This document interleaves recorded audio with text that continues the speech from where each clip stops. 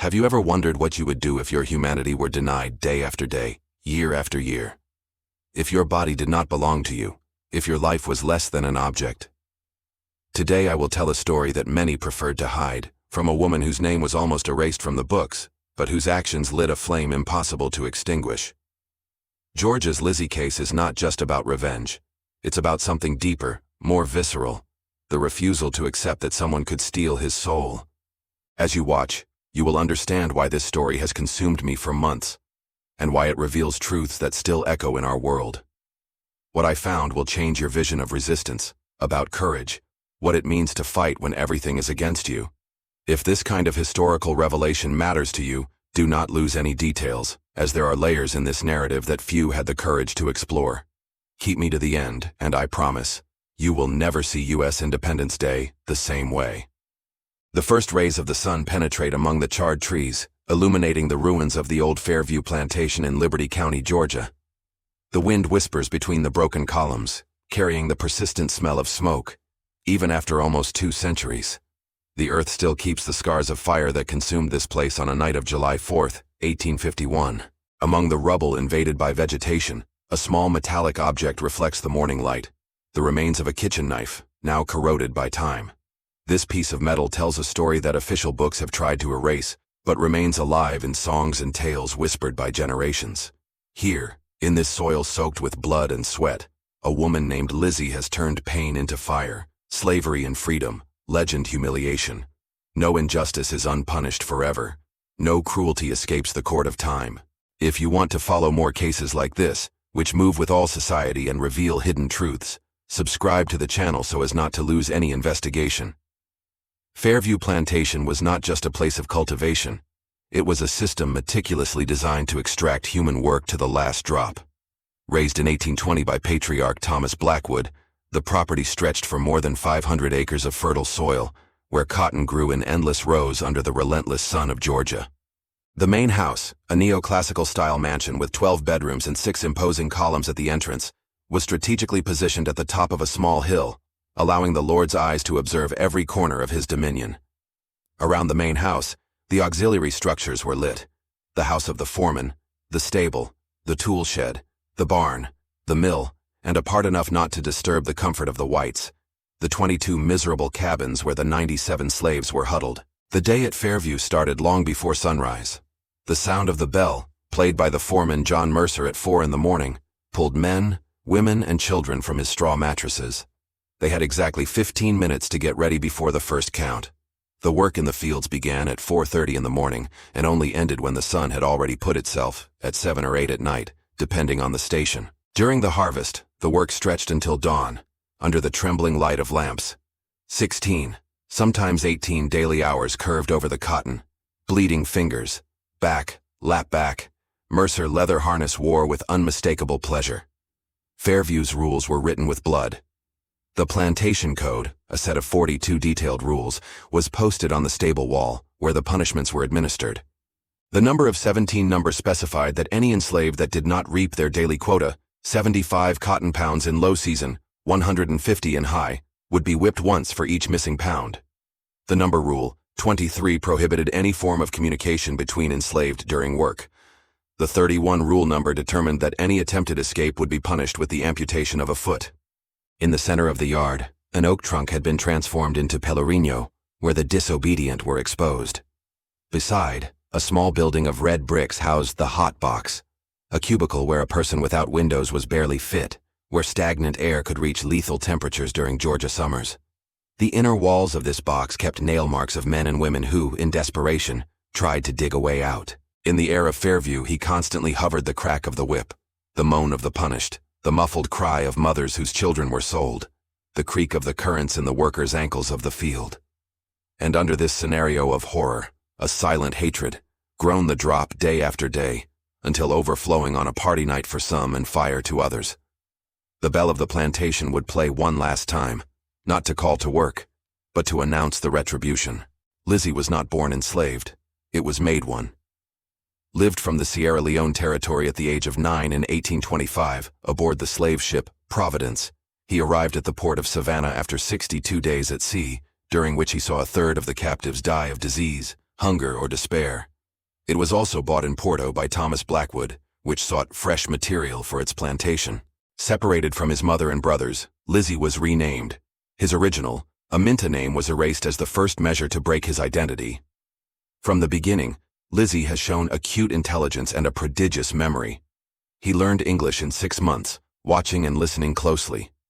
At 12, he was transferred from the fields to Casa Grande's kitchen, where Blackwood's wife Eleanor recognized his exceptional culinary skills. Lizzy dominated the fire like no one else, knew exactly the right temperature for each dish, could simultaneously prepare 5 or 6 complex recipes without ever burning anything. His hands looked immune to heat, moving with surgical accuracy between boiling pans and the wood oven. As a cook of the main house, Lizzy occupied a paradoxical position, had access to spaces and information prohibited to the other enslaved, but this also put it under constant vigilance and at the mercy of the whims of the Blackwood family. She slept in a room adjacent to the kitchen, always available to answer any call at any time. Her position allowed her to circulate between 2 worlds, that of the masters, whose intimate conversation she witnessed as she served meals, and that of the enslaved, with whom she shared the news and resources she could dodge from the big house. In the captive community, Lizzy was respected not only for his privileged position, but mainly for his generosity. He risked severe punishments for keeping food remains that he distributed to country workers. He knew medicinal herbs that secretly cultivated in a small site behind the kitchen, preparing medicines to relieve the pain and wounds of his companions. He had access to valuable information. He knew when new slaves would be bought, when others would be sold, when the overseers planned surprise inspections in the huts. But Lizzy's true skill, the one that would define his destiny, was his ability to observe, memorize, and plan. While served elaborated dinners for the illustrious Blackwood guests, it memorized every detail about commercial routes, abolitionist movements, political disputes. He knew the house plan better than his own residence, knew which Rania floorboard, which door had the loose lock, which window was unlocked on hot nights. He knew the times and habits of each family member, knew his weaknesses, his secrets, his fears. Lizzy was invisible to them, just another object of furniture, and that would be his greatest asset. Leave in the comments. Never give up the truth, if you believe justice must reach all the oppressed. Fairview cruelty was not an accident, but a carefully cultivated method. Thomas Blackwood's eldest son, William, developed a particularly sadistic reputation. After returning from his studies in London in 1847, he assumed control of the punishments in the plantation, introducing refined techniques that he had learned from a merchant who had properties in the West Indies. William kept a diary where he meticulously noted the progress of his methods. The slave, he wrote, must be broken as a wild horse, gradually, systematically, until his own will is replaced by the master's will. One of his innovations was what he called purification, forcing the problematic enslaved to drink salt water until they vomited repeatedly for hours, until they were dehydrated and delirious. Another practice was the ant discipline, tie the punished on an anthill with honey spread over the body, leaving it there for hours. But his specialty was the fire lesson, slowly approaching a red-hot iron to the punished body, without touching it, keeping it a few inches to the skin, causing bubbles through the intense heat, without leaving direct burn marks, a torture that did not diminish the market value of property. Each new atrocity was followed by a growing response from the enslaved community. When William elected to death a young man who passed out in the countryside, the workers deliberately reduced the rhythm of the harvest the next day, even knowing that it was. They all were punished. When he sold his 6-year-old twin children from one of the washerwomen, separating them to different buyers, 3 women have purposely aborted to prevent their babies from being born in slavery. When he broke old Joel's arm, the carpenter, by a supposed defect in a chair, tools began to disappear mysteriously, delaying reparations on the property. Lizzy watched everything from the big house kitchen, his anger growing like a pressure cooker without valve. She witnessed William dragging a 15-year-old girl to the barn, from where the girl returned hours later, with the torn dress and blood running down her legs. He saw when he ordered a man to be tied upside down on a tree by looking straight into the eyes of a white lady. He served dinner the night that Thomas and William discussed the purchase of new enslaved, referring to them as pieces and production units. Each incident accumulated within it, feeding an internal fire that grew every day. Lizzy kept everything, every injustice, every humiliation, every scream of pain, in a secret chamber of his memory. It was not only anger at what I felt, but a cold and calculating indignation that awaited the right moment to manifest. His face remained impassive as he served the exquisite dishes he prepared, but behind that mask of subservience, a storm formed. A storm that would finally find his catalyst in the person of Abini, his only daughter. Little Abini was born on a stormy night in 1846, the result of the violence of William Blackwood against Lizzy. Despite the circumstances of her conception, the girl brought an unexpected light to her mother's life. With living and curious eyes, Abini grew up in the corners of the kitchen, learning to stay silent and invisible when the whites were around. Lizzy secretly taught him the songs and stories he kept from his homeland, whispered in the dark before bed. He also taught him the words of his original language, creating a code among them that no one else in the plantation understood. Abini had inherited his mother's intelligence and, at age 5, was already helping in the kitchen, learning the secrets of herbs and spices. His small hands were skilled when peeling vegetables, as he separated grains by kneading dough to bread. Lizzy planned to convince Eleanor Blackwood to make Abini his personal maid when he turned 7, thus moving her away from the heaviest work and the predatory eyes of white men. On a stuffy afternoon of June 1851, while Thomas and Eleanor Blackwood visited relatives in Charleston, William took full control of the plantation. One bottle of whiskey after another, its behavior became increasingly erratic. At dusk, he staggered in the kitchen, where Lizzy was preparing dinner and Abini cleaned vegetables in a corner. What happened next was reported in different ways. Some say he demanded that Lizzy would serve him in his room and she refused. Others, which he was enraged by the child's presence in the kitchen. What is known for sure is that William grabbed little Abini by the arm and dragged her out. Lizzy ran after them, begging, something he had never done before. William, annoyed by his insolence, took a whip that was hanging near the stable and ordered Lizzy to return to the kitchen. When she refused, he struck the first blow, not on her, but in the child.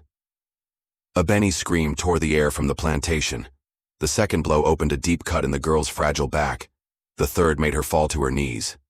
Lizzy advanced, but was contained by two females. He was forced to watch while William, now in a frenzy of anger, whipped the child repeatedly. When she finally stopped, Abini lay her property on the terrace of the yard, her red, dotted white dress. The girl was carried to the old healer's cabin, Mama Zola, but did not survive at night. Their little lungs, fragile from birth, could not resist trauma. During the makeshift funeral, held at dawn under an old fig tree at the back of the property, Lizzy did not pour a tear. His dry, fixed eyes contemplated the small body wrapped in a white sheet being lowered to the earth. While the women chanting a funeral corner in a low voice, Lizzy withdrew a leather cord with a small cloth bag, his protective amulet, brought from Africa. He placed him on his daughter's body before the earth began to cover it. Then, taking a handful of red earth, he rubbed her on his own faces, chest and arms, a ritual of his people that others did not understand. Kneeling beside the grave, he spoke words in his mother tongue. It was not a prayer. It was an oath. That night, locked in his room adjacent to the kitchen, Lizzy extracted from a hiding place under a loose floorboard a small package wrapped in waxed cloth. Inside him, dry herbs, secretly brought by a Mascate that had passed through the region months before, herbs she knew from her homeland. He prepared an infusion, drank it slowly, and lying in the dark allowed the visions to come. He saw fire, saw blood, saw freedom. When the son was born, an irreversible decision had been made. Abini's death was not an isolated event in the cruel universe of Fairview. It was just the culmination of a chain of atrocities perpetrated by 3 generations of the Blackwood family. Thomas, the patriarch, had transformed violence into a routine aspect of planting administration. Its motto, often repeated to the overseers, was, "Never let it forget who they are and what they are." But it was his son William who raised cruelty to new heights, combining his father's brutality with a calculated sadism. Under William's command, the plantation witnessed an unprecedented climbing of violence. In addition to traditional physical punishments, he introduced elaborate psychological punishments. One of his favorite tactics was to force relatives to punish each other, parents whipping children, husbands whipping wives, as he watched, bending wine. "Nothing breaks faster the spirit of a black man," he wrote in his diary, "than forcing him to hurt those he loves."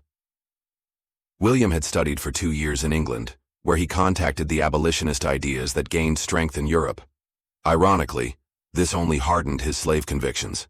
He returned to Georgia determined to demonstrate the natural inevitability of racial hierarchy.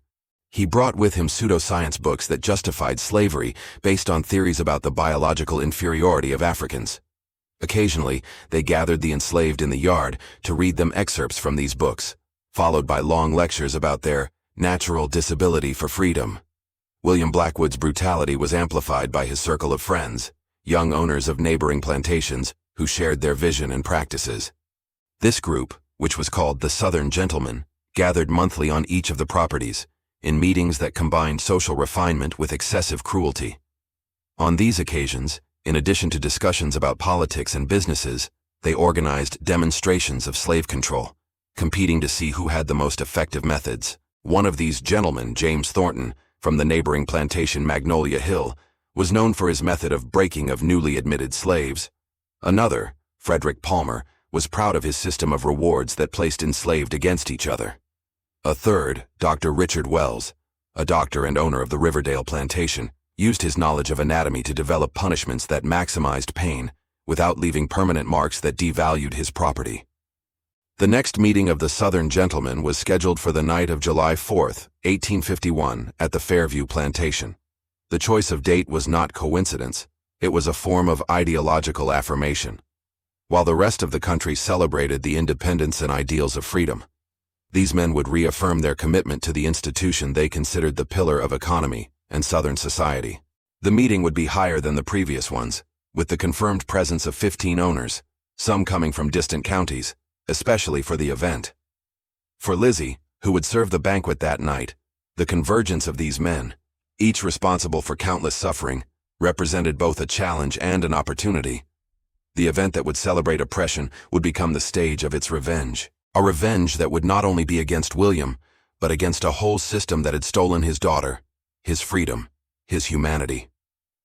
In the 2 weeks that followed the death of Abini, Lizzy became a different person in the eyes of his masters. The spark of intelligence that occasionally escaped his gaze seemed to have erased. Now it moved as a sleepwalk, fulfilling its mechanically, responding only when directly questioned, and yet with monosyllables. William, far from showing any remorse for the death of the child, commented sarcastically with the foreman, "It seems that I finally broke the spirit of that insolent black." In fact, Lizzy's apparent submission was a calculated mask. While externally seemed defeated, I was internally boiled on purpose. During the day, he ordered the routine of the house, attentively, the habits of the residents, the exact location of the objects. At night, when everyone slept, she silently slid down the property, measuring distances, testing doors, studying the patterns of the surroundings of the watchmen. Opportunity public humiliation came a week before the planned day. During a dinner with the local pastor and his wife, Eleanor Blackwood, irritated by Lizzy's slowness, purposely knocked down a glass of red wine over the white towel and accused the enslaved of negligence. William, already drunk, ordered Lizzy to kneel in the center of the dining room and ask forgiveness. "Higher," he demanded when she murmured the words. "I want everyone to listen to what you are." Lizzy raised his voice, repeating the submission formula he had learned to recite. "I am a useless slave that deserves punishment." "And what else are you?" William asked, a cruel smile on his lips. A silence filled the room. The pastor's wife lowered her eyes, uncomfortable. The pastor cleared throat. "An animal," Lizzy answered finally, every syllable charged with a meaning that only she fully understood. "An animal that knows its place." William smiled, pleased, and gestured for her to withdraw. He did not realize the flame that brightened briefly in her eyes as he bent and retreated to the kitchen. Nor did he notice in the following days how she watched carefully the preparations for the celebration of July 4th, memorizing every detail of the planned event. That public humiliation was the last one Lizzy would support. In the privacy of his little room, he clenched his fists so hard that his palms bled where his nails spiked. It was at that moment that the last hesitation disappeared. The plan that was elaborating in the shadows of his mind was crystallized in an unshakable determination. William Blackwood and his gentlemen would learn as hard as possible that even the most docile animal can turn against his tormentor when pushed beyond his boundaries. Preparation for what would later be known as Fairview's revenge began 3 days after Abini's death. Lizzy knew he could not execute his plan alone, would need reliable allies, people who shared not only their suffering but also their determination. Carefully, during the following weeks, he selected 5 people from Fairview's enslaved community. The first to be recruited was Samuel, a 40-year-old man who worked as a coachman and occasionally as a blacksmith. Samuel had lost his wife during a difficult delivery when William refused to call a doctor, saying that black people naturally stop, like animals. Lizzy trusted Samuel not only for his physical strength and tool skill, but mainly for his discipline and cold blood. The second was Ruth, a 18-year-old who served as Eleanor Blackwood's personal maid. Ruth had access to areas of the house that even Lizzy was not attending, and intimately knew family hours and habits. He had been repeatedly abused by William since he was 14, a fact that Eleanor pretended to ignore. The third was Isaiah, an elderly man who worked in the stables.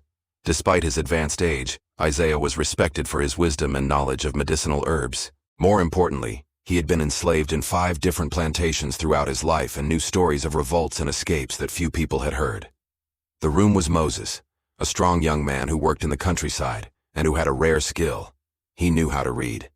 He had secretly learned from the youngest daughter of the Blackwood, who played school with him as a child. This ability had allowed you to absorb crucial newspapers and letters that occasionally fell into their hands. The fifth and last was Mama Zola, the healer who was careful about Abini in her final moments.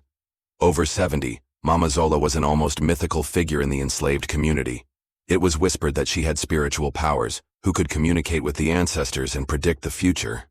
More pragmatically, his knowledge of poisons and potions would be invaluable. Lizzy met each of them separately at different times and places to avoid suspicion. Their conversations were brief and coded, but the understanding between them was deep. None asked directly what the plan was. Such explicit knowledge would be too dangerous. Instead, Lizzy has given each specific instructions, pieces of a puzzle that only she saw completely. Samuel has secretly in charge of manufacturing 6 small cutting tools from pieces of discarded metal. Ruth has called for detailed information about each room of the main house, especially the exits and flammable items stored there. Isaiah asked to prepare selected horses for a long journey without lifting suspicions. Moss is instructed that it would memorize the routes to the north and the names of abolitionist supporters who could help them. Mama Zola asked him to prepare 2 potions, one to cause deep sleep, out to give courage and strength to those who drank her. The full plan would be revealed only on the eve of Independence Day, when each would receive their final instructions. Lizzy knew that the less everyone knew about the role of others, the safer would be for everyone. Meanwhile, she continued her seemingly submissive routine, gaining the renewed confidence of her masters, who saw her apathetic behavior as proof that her spirit had finally been broken. But in the depths of the night, when the house slept, Lizzy would remove from her hideout a small map of the property that had designed meticulously. In it, the strategic points, the times of the rounds, the escape routes. A plan took shape, not just revenge, but of liberation. A plan that baptized in his mind as Day of True Independence. On the eve of Independence Day, the Fairview Plantation's sea hand of activity. In the early hours of the morning, dozens of enslaved were washed and polishing each inch of the main house. Others prepared the yard for the celebration, raising long tables under the trees, where the outdoor dinner would be served. In the orchard, men built a wooden platform where the musicians would play during the party.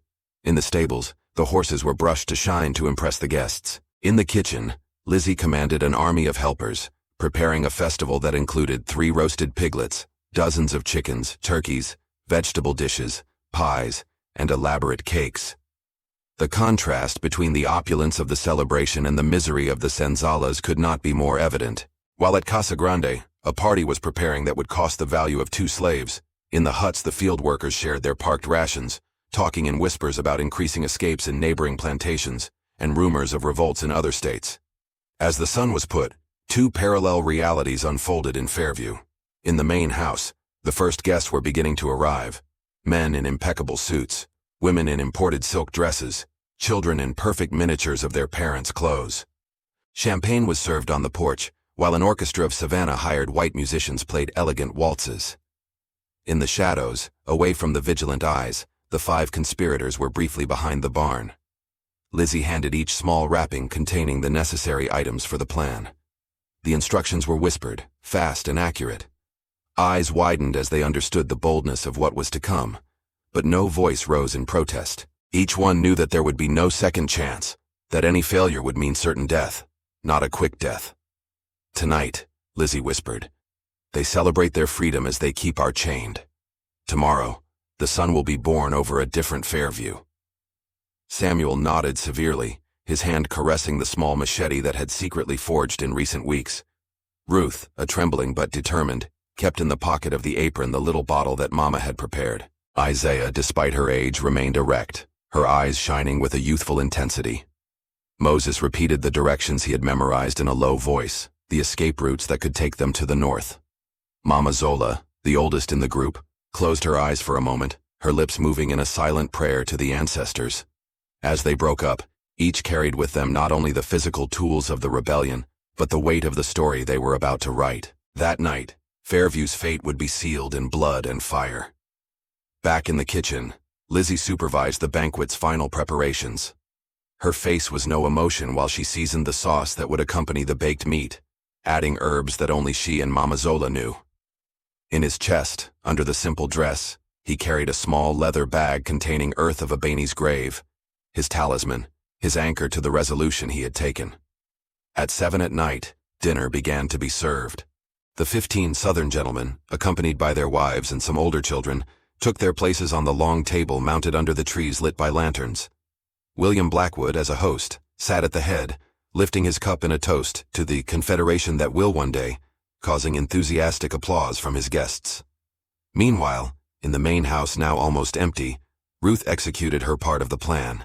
Moving silently, moving through the Blackwood rooms, collecting small valuable items, jewelry, money, important documents, hiding them in previously combined places. Then discreetly, shed small amounts of lamp oil at strategic points, curtains, rugs, papers, creating invisible trails that would later feed the fire. In the stables, Isaiah selected 6 of the best horses, discreetly equipping them for a long trip. His work was the most risky at that moment. If any of the watchmen noted the preparations, the whole plan would be discovered. But Isaiah had spent decades being invisible in the eyes of the whites, and tonight, her invisibility was her most powerful weapon. In the cabanas of the enslaved, Moses moved from door to door, whispering accurate instructions. Not all would be included in the escape. It would be impossible, and would increase the risk of detection. Only 23 had been selected, especially women with young children and young men whose strength would be needed on the journey to the north. The others did not know about the plan, a painful but necessary precaution. In the kitchen, Lizzy served the desserts while watching the growing state of drunkenness of the guests. William Blackwood, already visibly altered, made an inflamed speech about the inevitable separation of the South, his voice loaded with arrogance and conviction. Beside him, his guests nodded, their faces blocked by alcohol in the heat of the night. Just before 10 o'clock, Mama Zola, serving as a helper in the kitchen, discreetly added the contents of a small bottle to the punch that would be served as the last round of drinks. The potion, made with herbs that caused deep sleepiness, dissolved completely in the dark and sweet liquid. When the big house clock hit 10 hours, all the elements were in position. Fairview's fate now depended only on Lizzy's sign, a candlestick placed in the kitchen window that gave the yard. A signal that would mean the beginning of the end to the Blackwood and their empire of cruelty. At 10:30 of the night of July 4, 1851, Lizzy put a candle with a lit candle in the kitchen window that gave to the courtyard. This simple act, imperceptible for the guests drunk by the party, was the sign that their accomplices were waiting.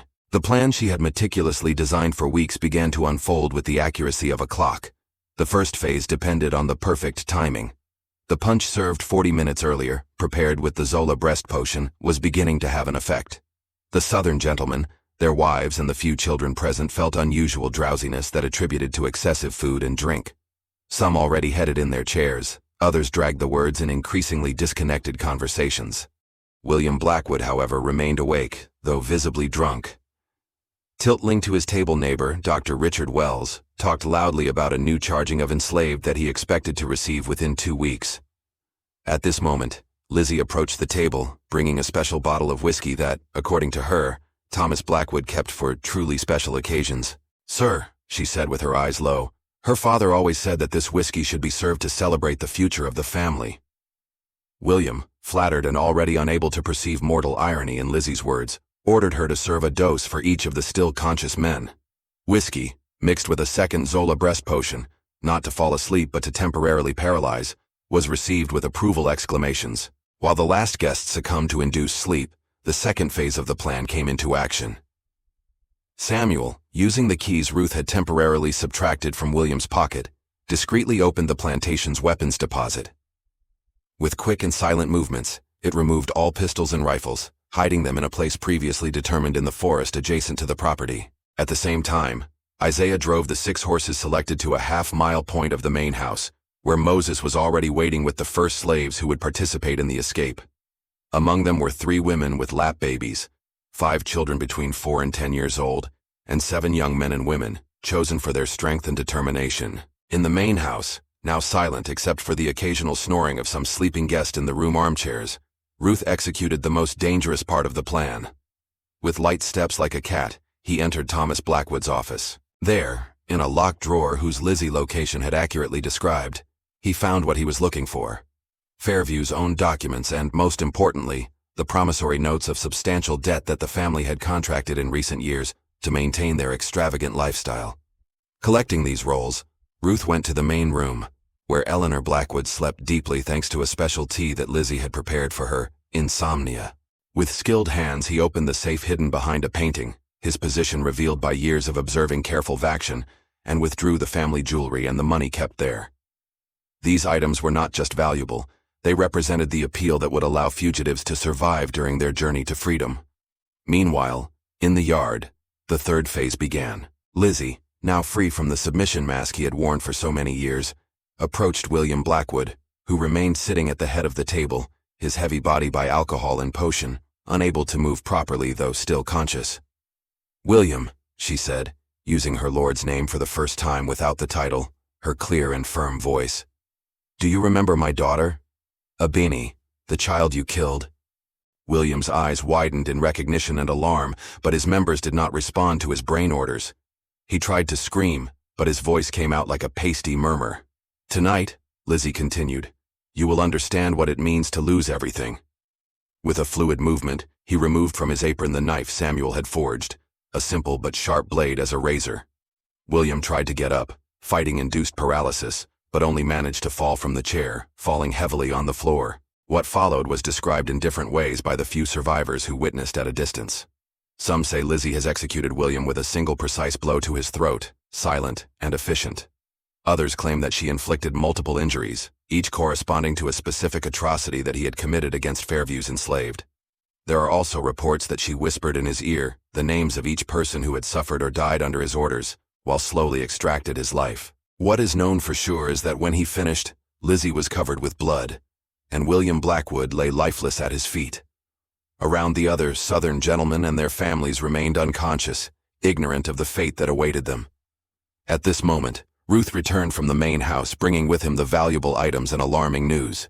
2 of the overseers who had not participated in the party were making an unscheduled round and approached the yard. The 4th phase of the plan needed to be accelerated. Lizzy signaled Samuel, who quickly burned down the oil trails Ruth had prepared in the main house. The fire spread with surprising speed, fed by the dry materials and the light wind that blown that night. In minutes, the living room curtains were on fire, and the smoke began to come out with the upper floor windows. As the house burned, Lizzy ordered Ruth and Samuel to immediately head to the meeting point in the woods. She had one last task to do. Returning to the kitchen, she collected a small clay container she had prepared in advance, containing a highly flammable mixture of animal fat, alcohol, and pine resin, a recipe she had learned from her mother in Sierra Leone, used to start ceremonial fires. Returning to the yard, where guests still slept, unaware of danger, Lizzy spread the contents of the container on the table and around the chairs. Then, by removing a piece of signs that had hidden from his pocket, he lit a spark that quickly turned into a fire curtain. The intense heat finally aroused some of the guests, who rose in panic, disoriented by the drug and sudden danger. His horror shouts cut the night as they desperately tried to escape the flames that now surrounded the table. But its members, still heavy by the Zola Mama Pochon, betrayed their efforts. One by one, they succumbed to the fire and the smoke. Lizzy was not to witness. With the image of the main house and the yard in flames recorded in his mind, he ran toward the woods, where the others waited it. The sky behind her lightly illuminated with an orange shine, and the crackling wood sounded with the distant screams. Fairview, the place of so much suffering, was being purified by fire. At the meeting point, The fugitive group silently watched the terrible and magnificent spectacle. No one spoke. There were no appropriate words for the moment. Lizzy, panting, took the hand of each of his accomplices for a moment, a silent gesture of thanks and recognition. "Now," she said finally, "we're free." And so, while Fairview burned like a gigantic funeral pyre, 28 people, before property, now human beings on the right, rolled in the horses or walked north, guided by the polar star and the promise of a life beyond the chains. While the flames consumed the Fairview plantation, Lizzy led the group of 28 fugitives to the place he had chosen carefully to the final ritual. It was a small circular clearing in the woods, surrounded by ancient Valhos, where generations of enslaved had secretly performed ceremonies and rites of their natal lands, away from the eyes of the overseers. In the center of the clearing, Mama Zola lit a small bonfire using eucalyptus dry twigs and leaves, whose poignant fragrance spread throughout the night. Around the fire, the fugitives formed a circle, men, women, and children united no longer for captivity, but for the newly conquered freedom. Lizzy, still with the clothes stained by the blood of William Blackwood, went to the center of the circle. In his hands, he carried a broken piece of stream that he had taken from the stable, a tangible symbol of slavery that left behind. Without saying word, he threw the chain into the fire. The flames crackled and raised momentarily, throwing dance shadows into the solemn faces around. "Today," he said finally, his clear and firm voice, "we burn more than a house and its inhabitants. We burn our chains. We burn our past as property. We burned the names they gave us." A murmur of approval traveled the circle. A woman began to sing softly, a song in a language that few even understood there, but whose meaning all felt in their hearts. Other voices came together, forming a harmony that seemed to resonate with the surrounding trees themselves. "From this moment on," Lizzy continued, when the singing has diminished, "you choose your own names. You decide your own ways. Those who wish to go north will guide them. Those who prefer to look for a closer place, Samuel knows a community from Quilombolas to 3 days of east travel." The statement was received with amazement looks. For people who had never had the right to make choices on their own lives, the possibility of determining their destiny was simultaneously liberating and terrifying. "But remember," added Lizzy, his tone hardening, "from now on, each choice brings responsibility. Each freedom is at risk. The way ahead will not be easy. We will be hunted. We will be feared. Some of us may not survive." A small child cried, scared, and her mother hugged her stronger. Mama Zola then rose, leaning on her Nodosa cane. "Listen to the voice of the ancestors," said the elder, her eyes walking through the circle. "They guided us here. They will protect us on the way, but we must honor their sacrifice with our courage." Isaiah, the oldest of men, stepped ahead. "I'm too old for the long journey," he said, "but I can serve as a guardian of the rear. I will be behind, creating false clues to confuse slave hunters." A heavy silence followed his words. Everyone understood the sacrifice that Isaiah offered, practically a death sentence. "No," said Lizzy after a moment. "No one will be left behind. Not after all we have. Or everyone saves, or no one is saved." This statement was received with renewed determination expressions. Ruth, who had hitherto remained silent, opened the package she carried, revealing the jewelry and the money she had subtracted from the Blackwood house. "This will buy our ticket," she said, distributing small portions to each family or individual. "Stoved in hiding places and used wisely, will guarantee food and shelter on the way." Moses unfolded a rudimentary map he had designed, based on stories of previous fugitives and information collected from newspapers and conversations heard. "The way to the north follows Rio for 3 days," he explained, pointing. "Then we should avoid the roads and cities, traveling only at night, using the stars as a guide. There are stations of the Underground Railroad here, here, and here," said 3 points on the map. "They are abolitionist houses that help fugitives arrive in Canada." Samuel, who had remained vigilant on the edge of the clearing, returned with news. "Fairview's flames are visible from afar," he said. "Soon the neighboring plantations will notice and send men to investigate. We must leave now." Lizzy nodded, turning one last time for the group. "Before we go, each one should take an oath," he said, "not of revenge, but of life. You will swear that no matter what happens, they will never allow anyone to define who you are. You will swear that if you reach freedom, you will help others to find it as well." One by one, the fugitives approached the fire, repeating the oath with firm voices, some loaded of emotion, some clear like crystal. When the last one ended, Lizzy withdrew a small leather bag from his neck, the one that contained Abeni's land of the grave. "My daughter is free now," he said, spreading some of the earth on the flames. "And we are too." But these words, "the ritual has been completed." The group was divided according to the plan. 18 would go north with Moses, including all children. 10 would go to the east with Samuel in search of the Quilombo. Quick hugs were changed, whispered promises, contained tears. As they prepared to leave, the distant sound of horsepower arrived in their ears. The hunt had started earlier than they expected. No words, they accelerated the preparations. The fire was quickly erased, the disguised tracks. As shadows, they disappeared in the dark forest, leaving behind only ashes and the promise of freedom. The news of Fairview's fire and the gentlemen of the Southern Gentlemen was spread through the state of Georgia with the speed of a forest fire. The morning after the incident, galloping knights took the news to neighboring plantations, who soon sent armed men to investigate. What they found was a scene of total destruction. The main house reduced to steaming rubble, the charred bodies of the still recognizable guests between the remains of the party, and the William Blackwood corpse separated from the others, with multiple knife injuries.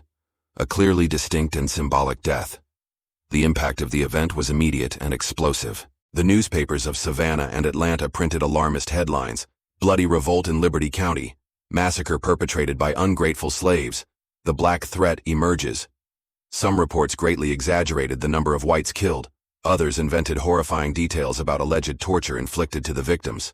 Everyone agreed to one point: the attack had been meticulously planned and executed with a terrifying efficiency. Georgia Governor George W. Towns issued an official proclamation offering a $5,000 reward for information that led to the capture of those responsible. The state legislative assembly has summoned an emergency session to discuss additional security measures and even more rigorous laws against enslaved. In Washington, Southern senators used the incident as an example of the danger that abolitionist agitation represented for Southern stability and security. But the deepest and longer effect of the event was felt in the communities enslaved throughout the South. Through an invisible network of communication, whispers exchanged in markets, coded messages, reports passed by slaves who accompanied their masters on trips, the story of Lizzy and the destruction of Fairview spread. In each relay, the narrative gained new contours, new details, gradually becoming a factual account into an inspiring legend. In the kitchens of the plantations of Georgia, South Carolina, Alabama, domesticated slaves looked differently at their kitchen knives. In the cotton fields of Mississippi and Louisiana, exhausted workers raised their eyes to the large houses with a new glow of possibility. In the huts at night when the overseers slept, stories about the method of Lizzy were whispered as promises. In the 3 months following the Fairview incident, authorities recorded an alarming increase in accidental fires on rural properties throughout the South. In August 1851, the Riverside plantation in the neighboring county was destroyed by a fire that began in the kitchen during a reception. In September, 2 properties in South Carolina suffered a similar destination. In October, a fire devastated the Palmer Mansion, one of Alabama's most prominent families, during a ball that celebrated the engagement of his eldest daughter. In each case, subsequent investigation revealed the same pattern. Disappeared enslaved, evidence of meticulous planning and unmistakable symbolism in choosing the moment and method. None of these cases were as lethal as Fairview. Most only resulted in property destruction, with the inhabitants managing to escape. But the message was clear. Lizzy's method had become a model, a replicable resistance and escape strategy. In response, Southern states mobilized unprecedented resources. Armed patrols traveled roads and trails, searching any free or enslaved black people they found. New laws have been hastily passed, further restricting the already limited rights of enslaved and increasing punishments for any form of insubordination. Increasing rewards were offered by information about Fairview fugitives, especially Lizzy, whose description circulated on posters across the country. Sought, black woman, about 35 years old, median height, scar on the right temple, speaks English perfectly without accent. Responds by the name of Lizzy, extremely dangerous. Reward of $2,000 for her capture, alive or dead. Fear spread among the proprietary class of ESCR grandparents. Families who previously felt safe in their isolated mansions began hiring additional guards. Some sent women and children to urban homes, considered safer. Others implemented draconian control measures, currents at night, removal of all potentially dangerous utensils, surprise inspections in the cabins. But despite all efforts, the domino effect started in Fairview could not be contained. A new form of resistance had been born, one that combined escape with retribution, individual freedom with collective justice. Slave owners, who had always feared mass revolts, now discover that small, well-organized groups, acting with careful planning, could inflict devastating damage to the system that oppressed them. Lizzy's name, once insignificant for all except those who knew her personally, became a symbol, a whisper of hope for some, a chill of terror to others. And while the authorities focused their efforts to hunt it, she and her companions advanced to the north, leaving behind not only broken chains, but an incendiary legacy that would continue to burn long after Fairview's ashes cool. The hunt for Lizzy and his companions mobilized extraordinary resources. The governor of Georgia authorized the use of state militias to assist in search efforts. Professional slave hunters from 5 states were hired, bringing with special spine-eyeball dogs with it.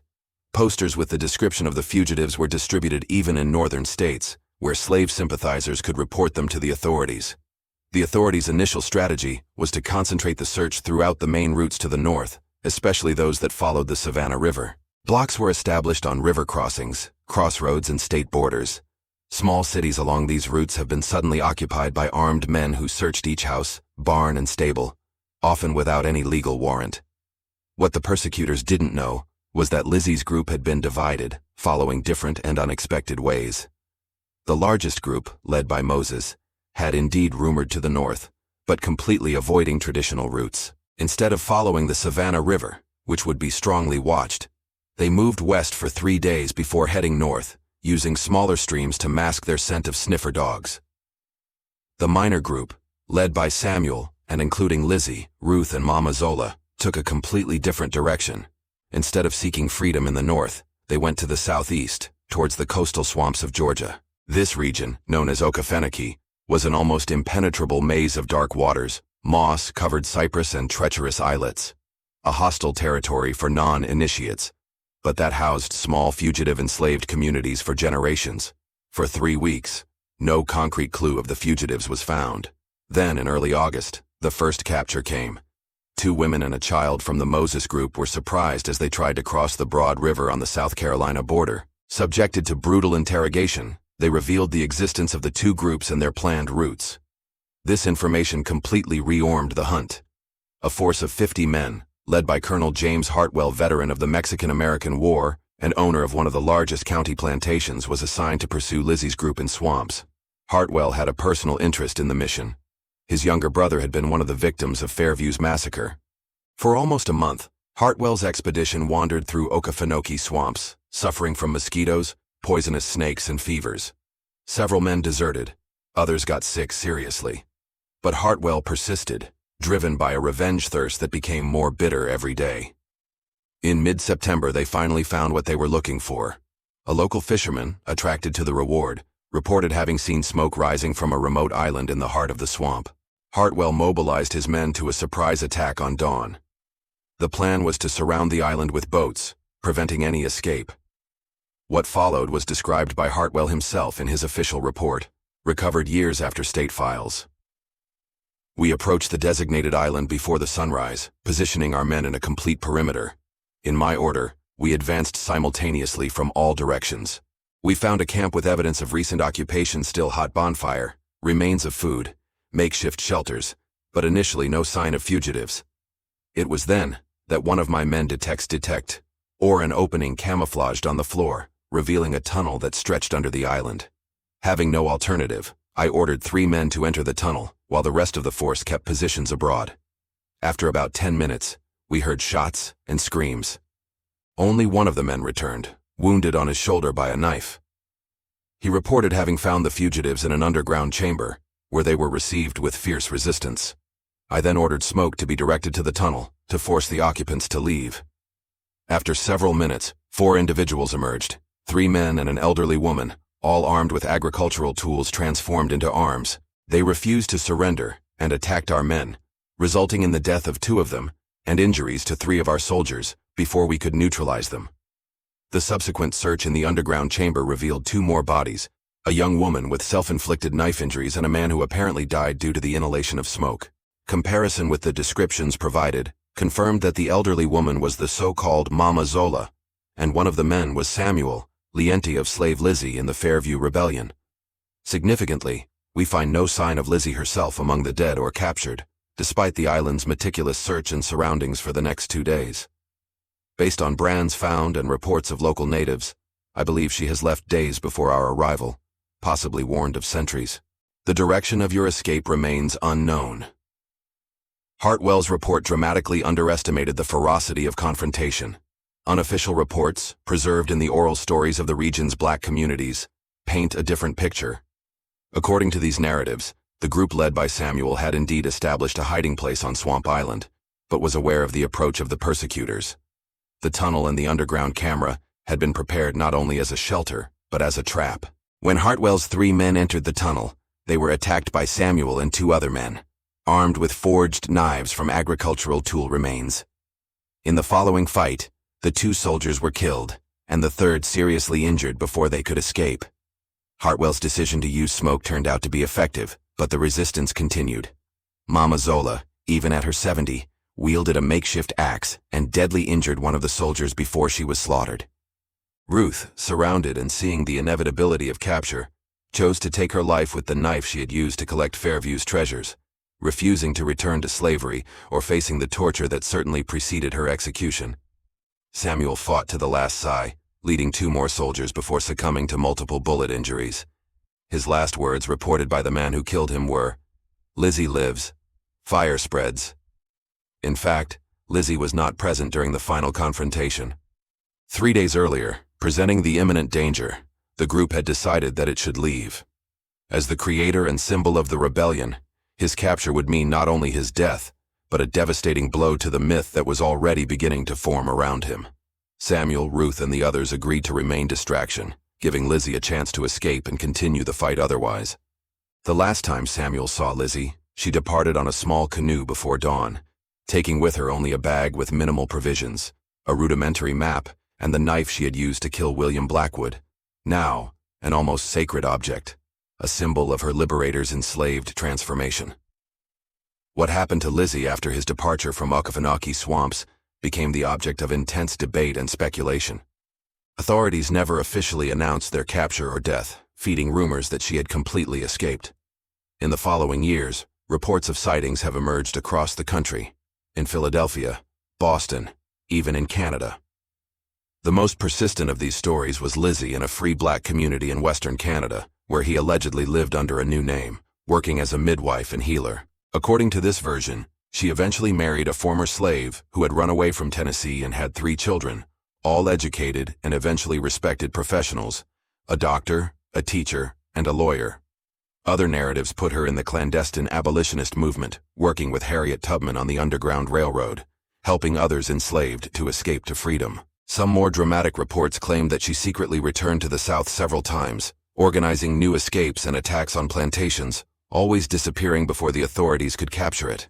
Among the communities of former slaves, stories still more mythical circulated, that Lizzy had magical powers that allowed her to become a bird to escape the persecutors, which was immune to bullets due to an enchantment made by Mama Zola, who could communicate with the ancestral spirits who guided her on her journey. As for the group led by Moses, his destination was equally involved in mystery and legend. After capturing the 3 fugitives on the Broad River, the authorities intensified the searches along the presumed route to the north. But most, demonstrating the same intelligence and adaptability that had impressed Lizzy, completely altered the course. Instead of continuing to the north through the Carolines, as originally planned, he led the group to the west toward the Appalachian Mountains. This mountainous region, with its isolated valleys and dense forests, offered natural hiding places and was inhabited by communities that often sympathetic to the abolitionist cause, particularly groups of Scottish lazy settlers who had little affinity with the slave aristocracy of Plains. Fragmented reports indicate that the group of Moses eventually divided into smaller family units, which joined these isolated communities or continued the journey to the north at different times. Some possibly reached Canada. Others may have found freedom in free black communities already established in northern states. Still others may have remained hidden in the mountains, creating small, isolated settlements that existed for generations without contact with the outside world. The impact of the Fairview event and the subsequent fugitive hunting extended far beyond the individual destination of Lizzy and his companions. For Southern slave society, it represented a point of inflection, a time when the latent fear of rebellion was crystallized in acute paranoia. New laws have been passed, more severe restrictions imposed, intensified surveillance. Control over enslaved has become even more suffocating in a desperate attempt to prevent the repetition of the Lizzy method. Paradoxically, these draconian measures only accelerated the process they intended to deter. Crescent brutality fueled resentment, and resentment fed the resistance. In the 10 years following Fairview, the number of leaks, sabotage, and acts of rebellion has constantly increased, although, or because, of intensified repression. When the Civil War finally broke out in 1861, a decade after Fairview's events, the figure of Lizzy had already transcended the historical reality to enter the kingdom of myth and the symbol. In the communities enslaved throughout the South, its history was told and retold, each version adding new details and meanings. For many, it represented the possibility of resistance and liberation, the living proof that the seemingly invincible system of slavery had, in fact, fatal cracks in its structure. Lizzy's life had begun in the darkness of the basement of a slave ship and crossed the hell of the Fairview plantation, but his legacy transcended these dark origins, becoming a guidelight to those who came later. If she really found peace and freedom somewhere distant, or if she fell anonymous in her fight, it is less important than the lasting impact of her actions. In a world built to break her spirit, Lizzy not only survived, she rewritten the rules of the game. Lizzy's history of Georgia remains alive not only in historical records or oral reports transmitted for generations. Tangible manifestations of their legacy persist to the present day, connecting the past to the present through objects, places, and cultural traditions that preserve the memory of their extraordinary resistance. In the small town of Liberty Crossing, Georgia, just 5 miles from the place where the Fairview plantation before, a community museum houses what many believe is the original knife used by Lizzy to kill William Blackwood. The piece, a simple kitchen blade with time-darmed wooden handle, was discovered in 1948 during archaeological excavations at the place of the old plantation. Metallurgical analyses confirmed that the composition of the metal is consistent with the 19th century forge techniques, and distinct marks on the blade suggest that it was handcrafted, not massive, compatible with the report that Samuel had secretly forged it. The authenticity of the object is challenged by some historians, but to the local community, particularly for the descendants of enslaved people in the region, their historical validity is secondary to their symbolic power. The knife is displayed in a simple glass box, accompanied by a panel that tells Fairview's story without sensationalism or romanticization, recognizing the moral complexity of an act of violence born of systematic oppression. In Okefenokee swamps, local guides occasionally bring interested visitors to the so-called Lizzy Island, where the final confrontation between the fugitives and Hartwell forces is believed. Nature complained almost completely the place. Vines and moss cover the few visible traces of the temporary settlement, but at the base of a particularly old cypress, visitors often leave small offerings, wildflowers, colorful stones, ribbons, in memory of those who fought and died there. In the communities of the African diaspora through Canada and the north of the United States, Lizzy's name remained alive through songs, stories, and rituals. A particularly remarkable tradition, observed in some communities of enslaved descendants in Ontario, Canada, is the Flame Ceremony of Lizzy, held annually on July 4th. During this ceremony, a fire is lit at dusk and maintained until dawn, symbolizing the transformation of the celebration of American independence into a statement of universal freedom. In Charleston, South Carolina, an enigmatic work song called Lizzy's Fire, was documented by ethnomusicologists in the 1940s. Melody, sung in a call-and-response pattern, contains codified letters that appear to refer to Fairview events, although oblique enough to avoid repression in racial segregation. Racial segregation. Oh, Lizzy lit a fire.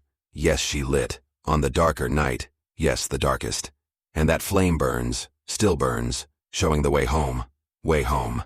In the contemporary academic world, the case of Lizzy and the Fairview Rebellion became the object of interdisciplinary study, analyzed not only as historical events, but as powerful examples of resistance, agency, and construction of narratives of freedom. Historians, anthropologists, psychologists, and cultural studies experts exploit the multiple layers of meaning incorporated in history, discussing complex issues about justified violence, historical trauma, and the transformation of individuals into collective symbols. This academic debate, however, often collides with living memory maintained in communities that trace its spiritual lineage to Lizzy and his companions. For many descendants of enslaved, Lizzy's story is not just a case of study or a historical example. It is a personal legacy, a source of identity, and continuous resistance. As explained by Dr. Eliza Johnson, historian and author of Redeemer Fire, Lizzy of Georgia, and the Policy of Slave Resistance, there is a productive tension between the academic and community narratives about Lizzy. Academy seeks precision, nuance, contextualization. Communities seek inspiration, continuity, applicability. Both approaches have value and limitations. What we cannot do is allow the impulse to demented history as a tool for continuous resistance against oppression. Perhaps the most powerful testimony of Lizzy's lasting impact is found not in museums or history books, but in the lives of ordinary people inspired by their history. Young civil rights activists in the 1960s summoned their name during protests. Contemporary artists create works that reinterpret their journey in the light of current struggles for justice. Educators use their history to teach not only the horrors of slavery, but about the indomitable human ability to resist dehumanization. In a small community cemetery in Windsor in Ontario, a simple stone marks which some believe it is Lizzy's final rest. The inscription, worn out by time but still readable, says only, Elizabeth, 1816-1898. She found the way home. No one can prove for sure that this is really Lizzy of Georgia, the woman who has transformed fire from oppression into a flame of freedom. But regular visitors leave small objects in the tomb: buttons, coins, keys, symbols of unlocked possibilities, open paths, future reimaginated. Just as Lizzy herself transcended her limitations imposed on her, her history continues to transcend the boundaries of time, space, and historical certainty. In a deep sense, she lives not only on possible biological descents or in the fragmented historical records, but in the direct current of resistance and hope that flows through generations, connecting the past to the future through the ever-contested present. As Mama Zola would have said that fateful night in the clearing, ancestors never really leave us. They walk by our side, guiding our steps, strengthening our resolution. And some ancestors, such as Lizzy of Georgia, not just walk with us, they illuminate the way ahead with the inextinguishable fire of freedom. If you watched the This Is Because It Cares About These Stories That Marked Our Country Forever, leave a comment saying, I watched here, so that I can meet you and know who really cares about the search for historical truth. Like this video if Lizzy's story touched her heart. Share Lizzy's memory never forgotten.